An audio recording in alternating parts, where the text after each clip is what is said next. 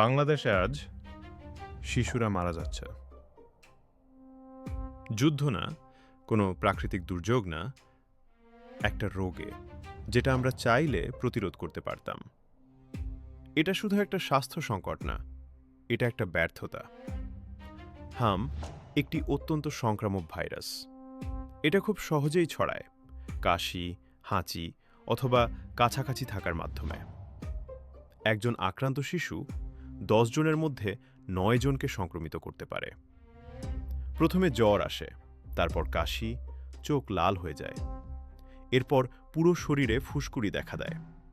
কিন্তু সবচেয়ে ভয়ঙ্কর বিষয়টা হলো, হাম শুধু একটা সাধারণ রোগ না, এটা মারাত্মক হতে পারে। এটা শরীরের রোগ প্রতিরোধ ক্ষমতা দুর্বল করে দেয়। এর ফলে নিউমোনিয়া হতে পারে, মস্তিষ্কে সংক্রমণ হতে পারে, এমনকি মৃত্যু পর্যন্ত হতে পারে। সবচেয়ে বেশি ঝুঁকিতে থাকে ছোট শিশুরা, দরিদ্র পরিবার এবং যারা টিকা পায়নি। এখন প্রশ্ন হল, 2026 সালে বাংলাদেশে কেন এমন হচ্ছে? কারণ আমাদের ব্যবস্থা ভেঙে পড়েছে, টিকাদান কমে গেছে, গ্রামে সঠিক স্বাস্থ্যসেবা পৌঁছাচ্ছে না, মানুষের সচেতনতা কম, আর ভুল তথ্য দ্রুত ছড়িয়ে পড়ছে।